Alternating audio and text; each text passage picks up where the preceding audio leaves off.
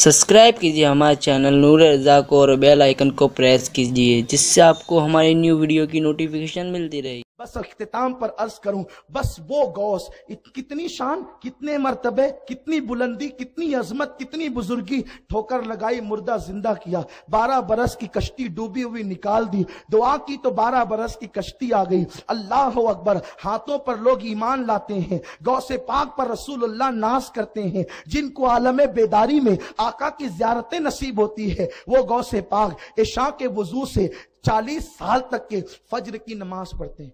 ये एक इशा के वजू से 40 साल नहीं, यानी हर इशा में वजू करते थे और फजर तक उनका वजू रहता था। वरना कुछ लोग ये समझते हैं कि इशा के वजू से, एक बार के वजू से 40 साल नमाज पढ़ी, ऐसा नहीं है। यानी हर इशा में वजू किया तो वो वजू फजर तक बाकी रहता था, क्योंकि पूरी रात इबादत करते थे। कुछ लोग ये भी कहते फिर वो तहज्जुद कब पढ़ते थे, और कोई तहज्जुद नहीं पढ़े तो वली कैसे हो सकता है। तो ये भी एक बड़ा मसला है। तहज्जुद तो वो पढ़ते हैं जो सोते हैं, जो जगते हैं उनके लिए तहज्जुद से अफजल क़यामुल लैल है, और जो सोते हैं उनके लिए अफजल तहज्जुद है। तो गौसे पाक रज़ी अल्लाह ताला 40 साल तक के सोए नहीं, बिस्तर को पीठ नहीं लगाई।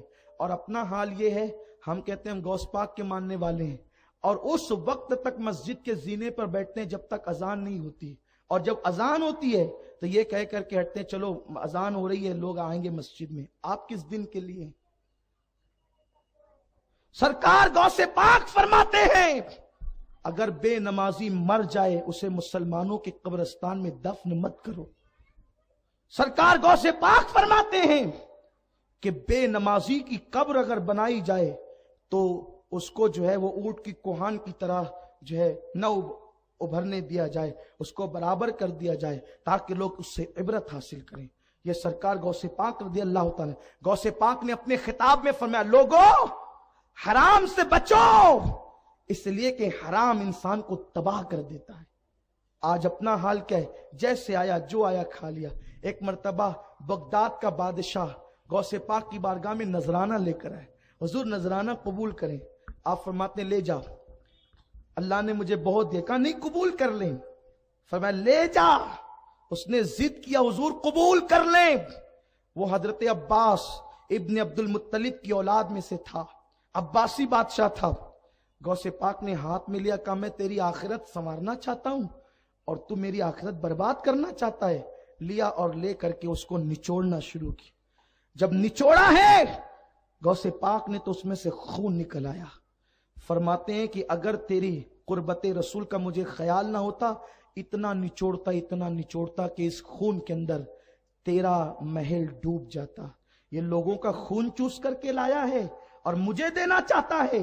ये गौसे पाक थे। लेकिन हम किसी का खून चूस कर भी आए तो चलेगा। आजकल हमारे शहर में हमारी कौम को मालदार बनने का शौक बहुत है। मैं नहीं कहता कि ये शौक अच्छा नहीं, अच्छा है। मैं कहता हूं बिल्कुल मालदार बनो, अल्लाह तुम्हें जल्दी बनाए। लेकिन इतना सुन लो, वक्त से पहले और तकदीर से ज्यादा किसी को मिल नहीं सकता। मालदार बनना है, मेहनत से बनो, हलाल कमाई से बनो, घर सजाना है हलाल से।